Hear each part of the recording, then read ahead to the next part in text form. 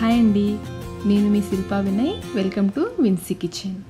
ఈరోజైతే మనం తంజావూర్ స్పెషల్ వడ రెసిపీని చూద్దాము. ఈ వడలు టేస్ట్ అయితే చాలా బాగుంటాయండి. పైన క్రిస్పీగా లోపల సాఫ్ట్గా చాలా బాగుంటాయి. ఈవినింగ్ టైంలో స్నాక్స్గా చేసుకోవడానికి, లేదంటే ఇంటికి ఎవరైనా గెస్ట్లు వచ్చినప్పుడు, చిన్న చిన్న పార్టీస్, కిటీ పార్టీస్ లేదా పోట్లాక్స్ లాంటివి జరిగినప్పుడు స్పెషల్గా ఏదైనా చేసుకొని తీసుకెళ్ళాలనుకుంటే ఈ వడలను అయితే తప్పకుండా ట్రై చేయండి. ఇప్పుడైతే నేను 40 నుంచి 45 వడలకి సరిపడా పప్పు నానపెడుతున్నాను. ముందుగా ఒక గిన్నెలోకి అరకప్పు బియ్యం, అలాగే అరకప్పు పచ్చిశనగపప్పు, అన్నీ కూడా సమానంగా తీసుకోవాలి. అరకప్పు మినపప్పు, నేను మినపప్పు తీసుకున్నానండి, మీరు మినపగుళ్ళైనా తీసుకోవచ్చు. అలాగే అరకప్పు కందిపప్పు, ఇంకా అరకప్పు పెసరపప్పు అయితే మొత్తం ఇందులో వేయట్లేదండి, ఒక 2 టేబుల్ స్పూన్లు మాత్రమే వేస్తున్నాను. 1/3 కప్ పెసరపప్పు అయితే పక్కన పెట్టేస్తున్నాను. ఇప్పుడు వీటిని 1-2 సార్లు శుభ్రంగా కడిగేసి నీళ్లు పోసి 3 నుంచి 4 గంటల పాటు, కనీసం 3 గంటల పాటైనా నానపెట్టుకోవాలి. అలాగే పక్కకు తీసి పెట్టుకున్న పెసరపప్పు ఉంది కదా, దీన్ని సపరేట్గా నానపెట్టుకోవాలి. ఈ పప్పును కూడా మరొక గిన్నెలోకి వేసేసుకుని 1-2 సార్లు శుభ్రంగా కడిగేసి నీళ్లు పోసి ఒక 3 గంటల పాటు నానపెట్టుకోవాలి. 3 నుంచి 4 గంటల పాటు నానపెట్టుకోవాలి. నేనైతే 4 గంటల పాటు నానపెట్టేసానండి. పప్పు చూడండి చక్కగా నానిపోయింది కదా. ఇప్పుడు ఈ పప్పుని నీళ్ళు వంపేసి మళ్ళీ ఒకసారి కడిగేసుకోండి. కడిగిన తర్వాత జాలి గిన్నెలోకి వేసేసుకోండి. నీళ్ళు ఎక్స్ట్రా వాటర్ ఏమైనా ఉంటే డ్రైన్ అయిపోతాయి. ఈ జాలి గిన్నెని కొంచెం స్లాంట్గా పెట్టారంటే నీళ్ళు త్వరగా వడారుతాయి. అలాగే నానపెట్టుకున్న పెసరపప్పు ఉంది కదా, దాన్ని కూడా జాలి గిన్నెలో వేసేసుకొని ఈ నీళ్ళని వడారనివ్వాలి. ఇప్పుడు మిక్సీ జార్లో 3 పచ్చిమిర్చి, అలాగే 4 నుంచి 5 వరకు ఎండుమిర్చిని తుంపేసి వేసేసుకోండి. ఇంకా 2 ఇంచుల అల్లం ముక్కని చిన్న ముక్కలుగా కట్ చేసి వేసుకోవాలి. నీళ్లు పోయకుండా కచ్చా పచ్చగా గ్రైండ్ చేసుకోండి. ఇప్పుడు ఇందులో మనం నానపెట్టుకున్న పప్పు ఉంది కదా, ఆ పప్పుని నేనైతే 2 సార్లుగా వేసి గ్రైండ్ చేస్తున్నాను. మరి జారుకు నిండుగా వేసుకోవద్దు, 3 వంతులు వేసేసుకొని మధ్య మధ్యలో ఆపుకుంటూ అవసరం అనుకుంటే కొంచెం నీళ్ళు పోసుకుని, మరీ మెత్తగా కాదు అలానే బరకగా కాదు, మనం చేతితో తాకి చూస్తే అర్థమవుతుంది, లైట్గా బరకగా ఉండాలి.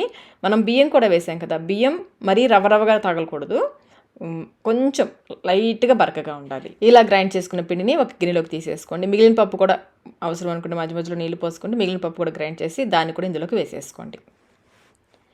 ఇప్పుడు స్టవ్ పైన ఒక ప్యాన్ పెట్టేసుకుని ఇందులో ఒక స్పూన్ నిండుగా నెయ్యి వేసుకోండి. నెయ్యి ఇష్టం లేని వాళ్ళు నూనె వేసుకోవచ్చు. నెయ్యి వేస్తే ఫ్లేవర్ చాలా బాగుంటుంది. నెయ్యి కాగిన తర్వాత ఇందులో 1 టీ స్పూన్ నిండుగా ఆవాలు వేసుకొని వేయించుకోవాలి. ఆవాలు చిటపట్లాడిన తర్వాత స్టవ్ ఆఫ్ చేసేసుకొని వేడిగా ఉన్నప్పుడే ఈ పప్పులోకి గ్రైండ్ చేసుకున్న పప్పు పిండిలోకి వేసేసుకోవాలి. ఇప్పుడు ఇందులో 1/2 టీ స్పూన్ ఇంగువ, 1 కప్పు పచ్చి కొబ్బరి తురుము కూడా వేసుకోవాలి. ఇంకా 5-6 రెమ్మల కరివేపాకుని బాగా సన్నగా తరిగి వేసుకోవాలి. అలాగే రుచికి సరిపడినంత సాల్ట్, ఇక్కడ నేను 3/4 టీ స్పూన్ సాల్ట్ వేస్తున్నాను. చివరిగా మనం నానపెట్టుకున్న పెసరపప్పు ఉంది కదా, అది వేసేసుకోవాలి. ఇప్పుడు ఇదంతా ఒకసారి బాగా కలిసేలా కలుపుకోవాలి.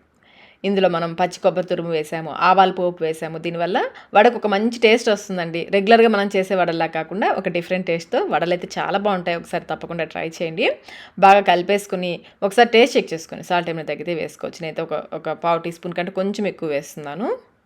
ఈ సాల్ట్ పిండిలో బాగా కలిసేలా కలుపుకోవాలి. ఇంకా మీరు కావాలంటే ఇందులో సన్నగా తరిగిన ఉల్లిపాయలు కూడా వేసుకోవచ్చు. ఉల్లిపాయలు వేసుకొని చేసుకుంటే కూడా చాలా బాగుంటాయి వడలు.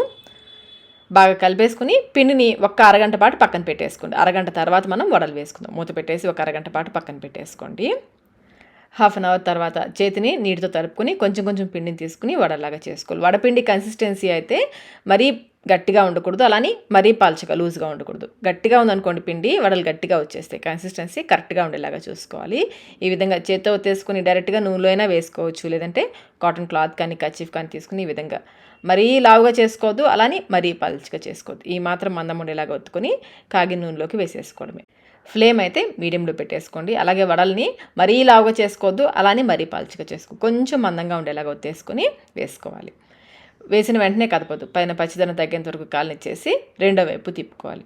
ఫ్లేమ్ని హైలో పెట్టద్దు, లోలో పెట్టద్దు, మీడియం ఫ్లేమ్లోనే 2 వైపులా కూడా మంచి రంగు వచ్చేంత వరకు అటు ఇటు తిప్పుకుంటూ మంచి రంగు వచ్చేంత వరకు కాలనివ్వాలి. చూడండి, ఈ విధంగా ఎర్రగా కాలనివ్వాలి. చూస్తుంటేనే అర్థమవుతుంది కదా వడలు ఎంత క్రిస్పీగా వచ్చాయో. ఈ వడలు నూనెని కూడా ఎక్కువగా పీల్చుకో. ఈ విధంగా ఎర్రగా కాలనిచ్చేసి నూనెలోంచి తీసేసుకోండి. ఇదే విధంగా మిగిలిన వడలన్నీ చేసుకోవాలి. మనం తీసుకున్న కొలతలకి 43 వడలు వచ్చాయండి. దానికి తగ్గట్టుగా మీరు పప్పు వేసుకోండి.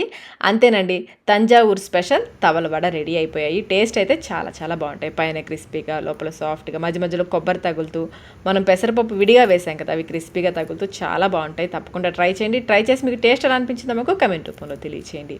వీడియో నచ్చినట్లయితే లైక్ చేయండి, మీ ఫ్రెండ్స్కి, ఫ్యామిలీ మెంబర్స్కి షేర్ చేయండి. ఇలాంటి మరిన్ని రెసిపీస్ కోసం మన విన్సీ కిచెన్ యూట్యూబ్ ఛానల్ని సబ్స్క్రైబ్ కూడా చేసుకోండి. Thank you.